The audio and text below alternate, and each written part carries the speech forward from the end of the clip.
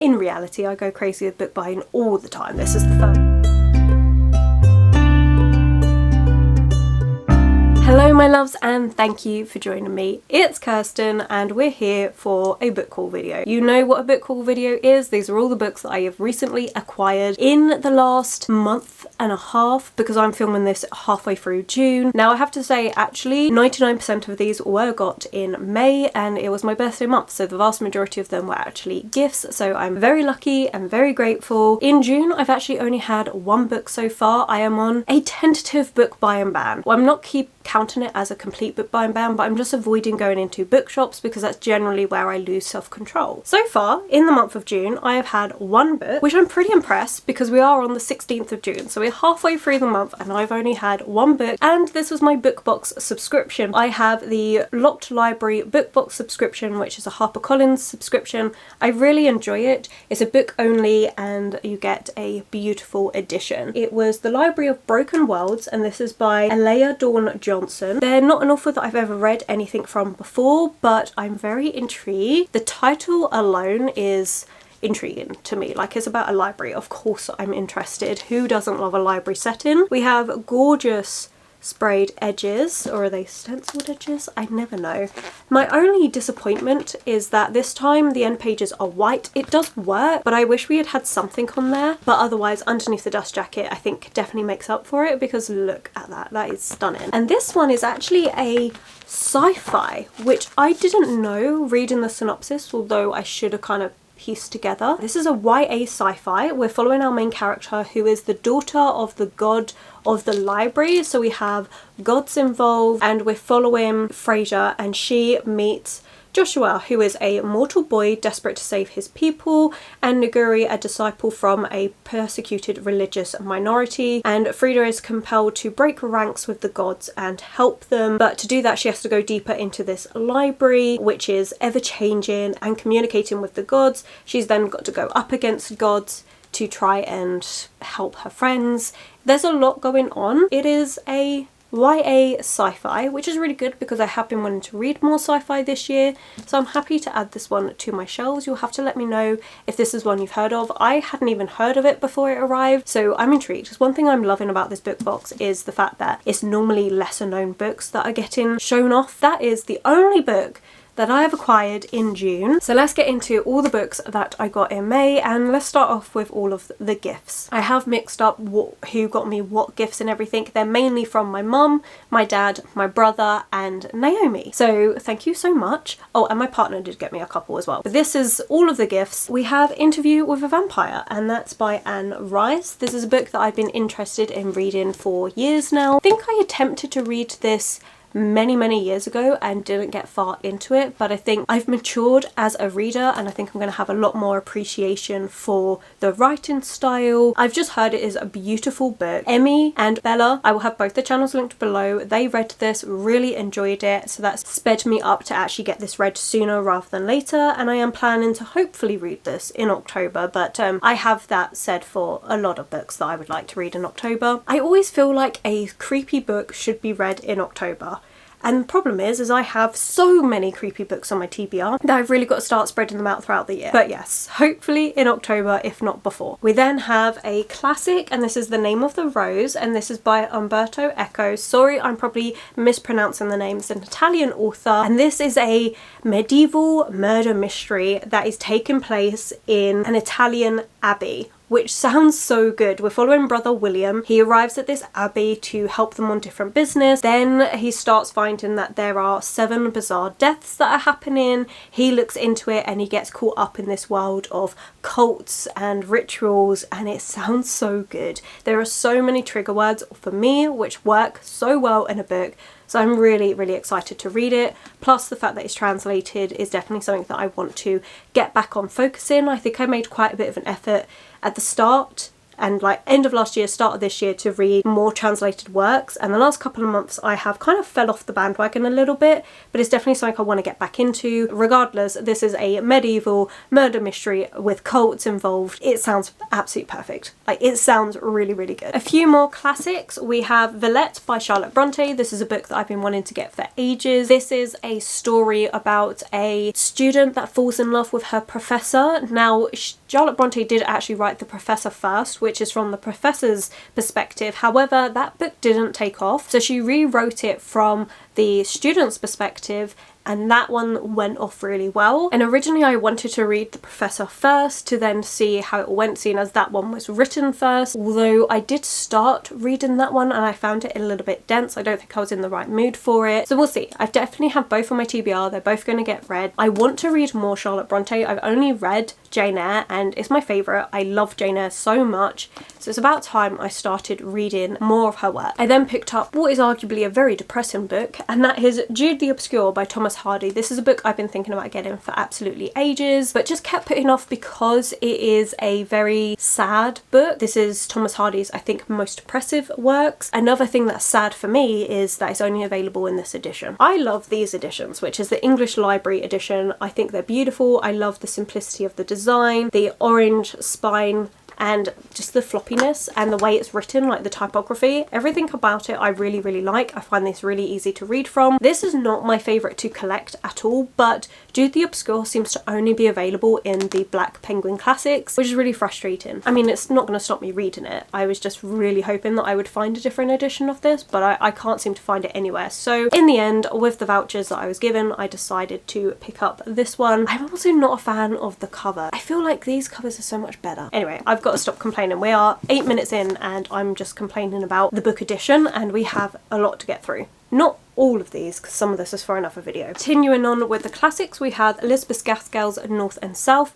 I picked this one up because I was told that if I like Pride and Prejudice, which I very much do, I like all of Jane Austen's works, then I would like North and South. So this is me finally picking that up to give it a go. It's a richly dramatic novel that features one of the most original and fully rounded female characters in Victorian fiction, Margaret Hale. Margaret Hale is forced to move from the country to an industrial northern town, and she develops a passionate sense of social justice with a turbulent relationship with the mill owner, John Thornton. I'm intrigued. I think this is going to be a good read for summertime. I think especially with the depictions of like English countryside, it just works. Then we have something that my partner picked up for me, and that's Agatha Christie's The Mousetrap. This is the 17th anniversary edition, and he got me this because he paid for tickets to go to The Mousetrap in theatre. Loved it. It was a great show and they were selling these, and I thought that would be a really good memento to have from the show. This has the script as well as a few extra notes on like the character cast and stuff.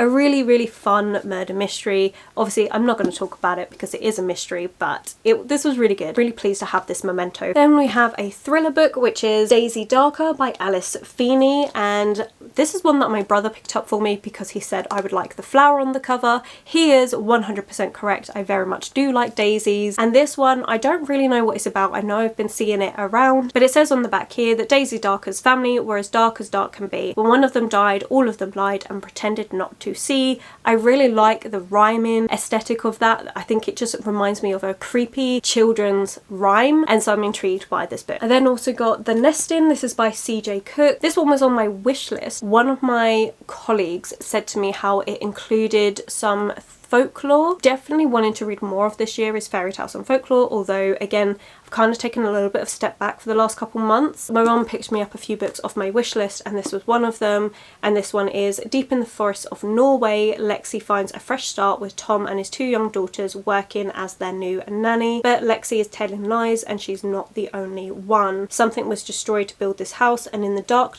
woods a menacing presence lurks. It kind of reminds me a bit Turn of the Screw, but it kind of gives me similar-ish vibes to that, with the whole nanny setting, things being darker and mysterious, but I know that this is woven in with folklore, so I'm really intrigued. I think it's going to be a good time. Then also got The Magician's Daughter. This is kind of a cozy, well, cozy to me fantasy. This is by H.G. Parry, and I've only heard really nice cutesy things about this book. We're following someone that was raised in this tower by a magician. She's not allowed to leave, but the magician never comes back, and so she has to set out on this adventure to find him and try and save him with the help of his familiar. And from what I've heard people talking about, it is a really cutesy, fun tale. It's nothing too shocking or dark plot-wise, which is why for me it sounds more of like a cozy fantasy story. This will be a nice light one to break things up. We then have Empire of the Vampire, which is by J. Christoph. This is a book that I was hesitant to pick up but I had all the vouchers and my dad had gifted me the gift vouchers and he really recommends this book. So I was like, why not? Let's just give this one a try. I think the setting of this book, the setup, which is of this vampire, is it a vampire hunter, has been captured, who is telling his tale. That's something I really like. I really love it when we have our main character looking back and telling us their tale. I find it really fascinating. You know that they're going to be a slightly unreliable narrator because of the way they're telling the story, and it just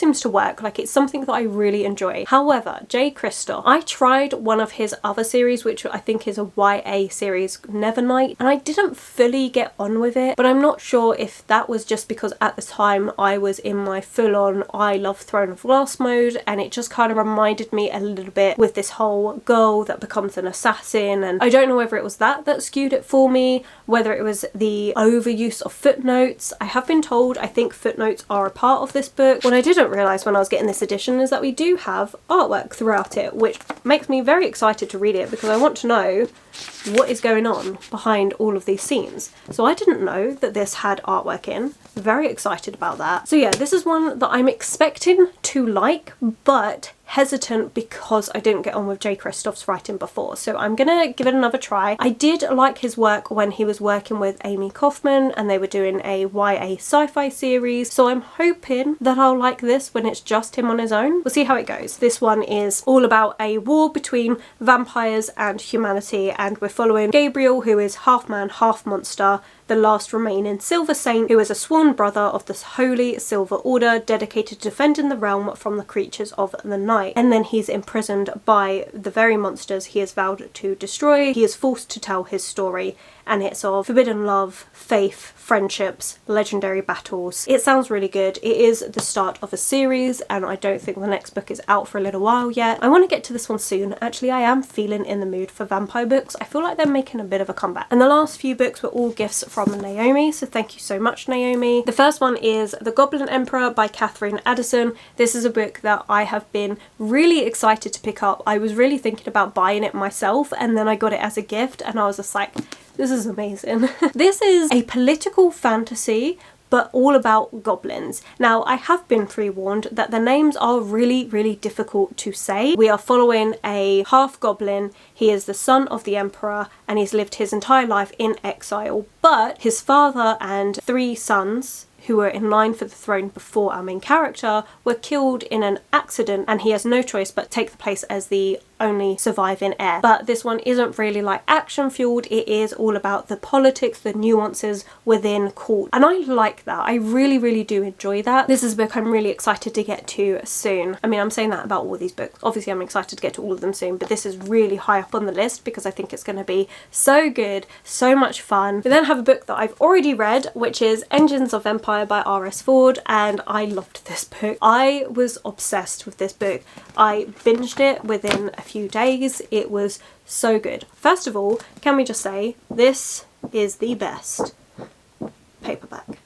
Look at the flop. I spoke about it every single time I was talking about this book. The flop is amazing. I love the addition of this. It was really readable, and this book itself is so good. It's actually a duology, which I was very sad about because I think there's so much that you could do with this world. I would love to see if R.S. Ford does more with this world. This is kind of a epic fantasy with steampunk influences, and we're following a few different main characters, but it all revolves around this one particular family who is part of this guild that is a part of this empire. This particular family, we're following the perspective of the mother and then her 3 children. Through those different perspectives, you see different things around the guild, the empire, and kind of the people that they're against. This empire is definitely one where they're like, if you're not like us, we're just going to conquer you, which I think there are some definitely subtext things that you could pull. It does talk about a lot of different things to do with wars and the different perspective of war, as well as adding in alchemy and the steampunk side of this, which I really, really enjoyed.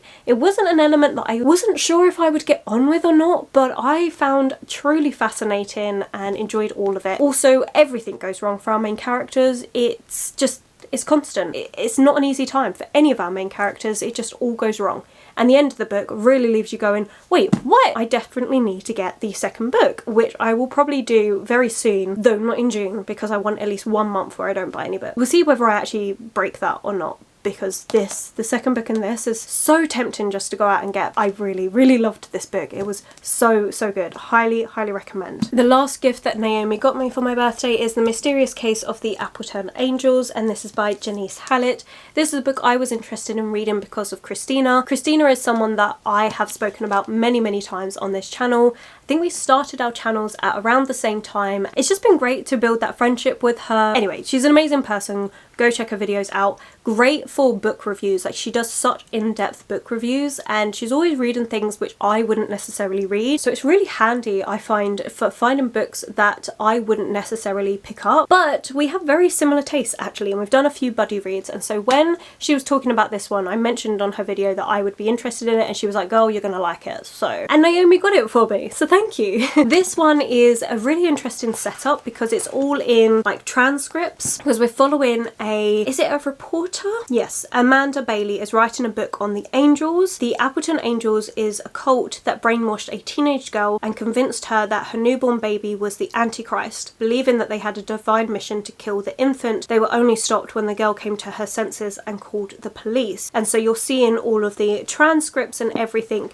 that went alongside this case. The Appleton baby has finally turned 18 and can be interviewed. If Amanda can find them, it will be the true crime scoop of the year and will save her flagging career. But rival author Oliver is just as smart and better connected and is on the baby's trail. As Amanda and Oliver are forced to collaborate, they realise that what everyone thinks they know about the Angels is wrong. The truth is much darker and stranger than they ever imagined. So that's them kind of re-going into everything that happened and realising that maybe this isn't as closed a case as they thought it was. Really intrigued to give this one a try, and then if I like it, I know Janice Hallett has done other work, which again Christina's spoken about, and I think she's ranked in what she's liked the most. I really want to get to this one soon. This sounds so good. Okay, so those were all the gifts. So once again, thank you so much to my family, my partner, Naomi. And now we have the books that I bought for myself, because I do tend to always go a bit crazy in May. I mean, in reality, I go crazy with book buying all the time. But let's just get straight to this. So the last book that I actually bought was Yellowface by Rebecca F. Kwan. And this is a book which, at the moment of filming this, I am currently in the middle of. I am reading this as a buddy read over at my Discord, and I'm enjoying reading this with them, discussing our thoughts. We're doing 6 chapters a week to get through this, and it'll be finished by the end of June, so it will be finished by the time this video comes up. But so far I'm really enjoying it. I was a bit hesitant. RF Kwan, I've tried all of their works. So I've tried The Poppy War, didn't continue on with the series. I tried Babel, I liked it as an audiobook. We'll eventually get the physical book, but I'm not in any major rush. This for me was like a last-ditch attempt to see if I can get the love that everyone seems to have for this author. Like, I think that she's good 100%, but I couldn't say that she was like a new favourite author. But this book, the start of this book at least, I can say I now understand the hype. I get it. She is so good. The things that she takes apart in this book is really interesting. In this one we're following June, and she has a friend called Athena. Athena passes away, and June takes her manuscript, takes it for herself and publishes it. And this book looks into the publishing industry. It calls out so many different things about racism as well. There is so much to unpick in this book. It makes a perfect book for a buddy read, I think, or a book club, because of the discussions that you're able to have. We've been having some really in-depth, thoughtful conversations over at Discord about this book, and I am very intrigued by it all. We then have my book box subscription for May, and that's All the Dead Lie Down, and this is by Kyrie McCauley. This is another author that I hadn't heard of before, I do believe. I can't remember, was this a debut? I don't think so. Actually, yes, I think it was a debut novel. And this is a book that Jan, I will have her channel linked below, has recently read, and she loved it. She was like, it's really fantastic, which when I originally unboxed this one, I was like, oh, that looks cool, kind of spooky. I'll keep it in mind for like later in the year. Wasn't anything high up on the list. But then Jan loved it so much that I was like, oh damn, now I've got to move it up the list with all the other books that I really want to get to. This one is a gorgeous cover. We have a slightly different colour scheme with this. We have the beautiful edges, which are absolutely fascinating, the end pages and the foiling. Really, really beautiful. Oh, and each of these books always come with a ribbon bookmark. But this one is kind of like a haunted house vibes. Definitely the cover gives you all of the, like, honestly, the little intricacies that are on this cover are so good. But yes, we're following Marin. Marin is alone in the world, and she receives a surprising invitation from Alice, an acclaimed horror writer and a childhood friend of Marin's mother. So she goes to the Lovelace house to be a nanny for Alice's 2 daughters, but when she gets there she realises that Alice's girls are, well, really quite weird, and things that are happening in the house are just a bit unusual. As I said, it was intriguing enough for me that I was like, I'll get to it eventually. Jan's love for it has definitely hyped me up on this book, so you'll probably see me reading this maybe in like September, October, November, around that sort of time. This does sound really good. And it says up here, grief haunts this house and it is not alone. Haunted house. Great. I picked Oscar Wilde's Only Dull People Are Brilliant at Breakfast. I really enjoy these little black penguin classics. This one was £2. I think these are a great way as an introduction to an author's work, or picking up some of their short stories which are not available in any other format. But this one, I believe, is just a collection of different sayings that Oscar Wilde has had from his different works, to just witticisms that he had. It says on here, this is Wilde's celebrated witticisms on the dangers of sincerity, the stupidity of the English, and his own genius. I think it's just a fun little time. Continuing on with Oscar Wilde, I picked up The Importance of Being Earnest and Other Plays. This was at a free library, and this is just his different plays that he's written. I've never read. The only thing I've read by Oscar Wilde is The Picture of Dorian Gray. I love that book and definitely want to read more of his work, so anytime that I see something of his, I'm gonna give it a try. The fact that this was in a free library in the edition that I also like to collect, because alongside the English library editions, the other edition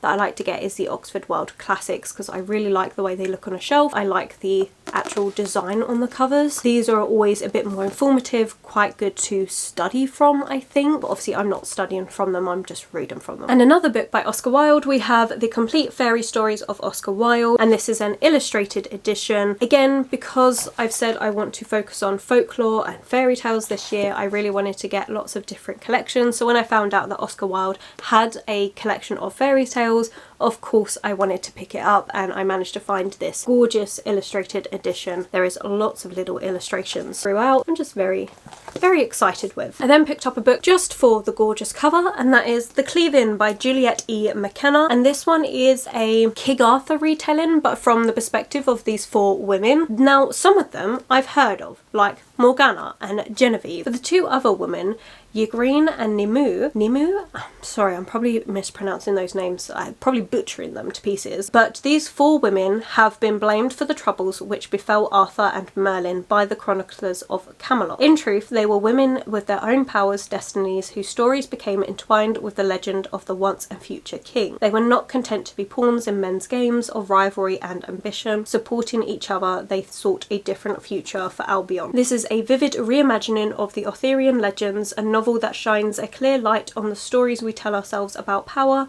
chivalry and magic. This is not a book I've heard people talking about, but I saw this gorgeous cover and could not say no. King Arthur retellings is not something I've really read, to be honest. I know mainly from the film The Sword and the Stone, you know, that film, grew up watching that. So yeah, I haven't really read any retellings. I read one retelling and found it okay, wasn't interested enough to continue. I'm hoping that I really like this one, especially because this is a beautiful cover, but this was a standard cover buy. There was no other thoughts that went into this. I also picked up Our Hideous Progeny, and this is by C.E. McGill. This is one that was on my anticipated releases video, and this is inspired by Frankenstein, so of course I had to pick it up. I also got a really nice edition. We have lovely end pages and a little design on the actual hardcover, which I really liked. But this one is Mary is the great niece of Victor Frankenstein, and she knows her great uncle disappeared in the mysterious circumstances in the Arctic, but she doesn't know why or how. And it's set in 1850s London. It's a time of discovery with scientific theories and debates, and there's a new exhibition of dinosaur sculptures which opens in Crystal Palace, which if you live in the UK and you're able to get to Crystal Palace Park, there is actually dinosaurs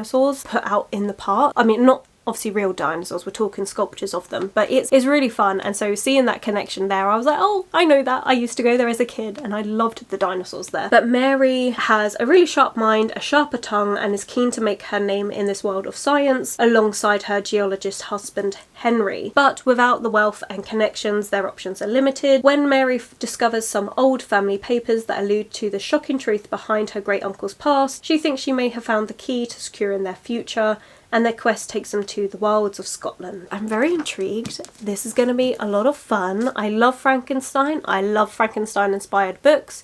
They're my favourite things to read. I mean, a lot of things are my favourite things to read, but in particular, if you're going to have retellings of Frankenstein or Dracula, I'm going to be there. And the last chunk of books are all manga. We have The Promised Neverland Volume 4. I really enjoy The Promised Neverland. It's a fun series to continue reading for me. That was a really long-winded sentence. Get to the point, Kirsten. We're following a group of children who are raised in this orphanage, and fortunately they discover that this orphanage has some very dark things behind its doors that are happening, which they stumble across, and now they're trying to escape from there. I then got Moriarty the Patriot Volume 4. I actually need Volume 3. Can't find it anywhere. It's very frustrating, but at least I have Volume 4, so when I eventually get Volume 3 I can read them straight away. This is a manga series that's based on Sherlock Holmes, but we're focusing on Moriarty, so Sherlock Holmes' arch nemesis. We're seeing him as he became Professor Moriarty, the person to be feared within the Sherlock Holmes books. Really good. I love this. Again, anything that is inspired by classics I'm going to enjoy. My partner then got me volumes 2 and 3 of Dead Man's Wonderland. I originally read Dead Man's Wonderland with him years and years ago, like a good 10 years ago, but I've kind of forgotten everything that happens with it. I have volume 1, I want to reread it and collect this, and I really like the way they look on the shelves because they literally are black and white, so it looks really cool. So he picked me up those two. Can't really tell you what this one's about though, because I have forgotten, because it's been that long ago. I think it's like a prison setting and they've got to fight it out, kind of like there is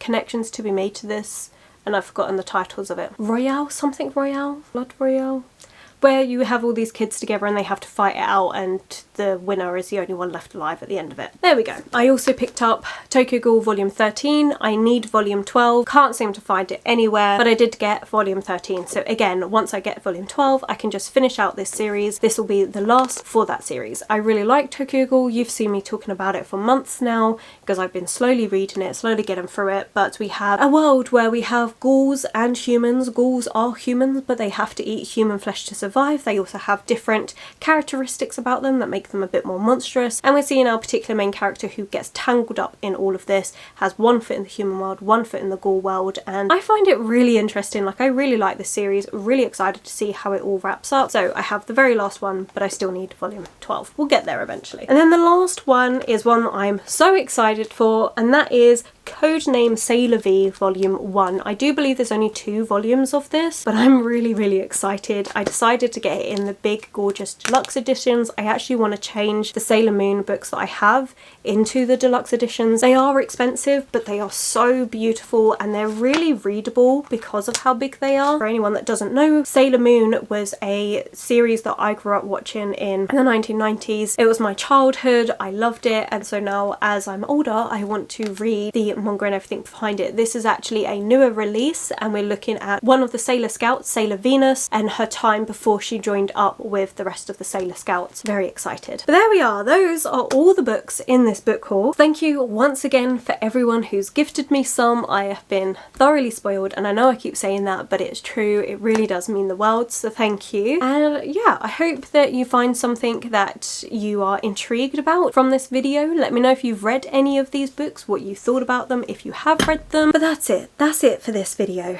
I need to open a window for a bit because it's boiling in here. Thank you for watching. So if you've made it this far, 1, I'm impressed as always that you listened to me ramble for this long, and 2, let's leave a moon in the comments below. If you made it this far, leave a moon in the comments below, and thank you so much for watching. If you have enjoyed this video, please do give it that thumbs up, subscribe and comment. Those 3 things are essential to helping this channel grow. My social media links, anyone I've mentioned, will all be linked below for you, and I will of course catch you in the very next video.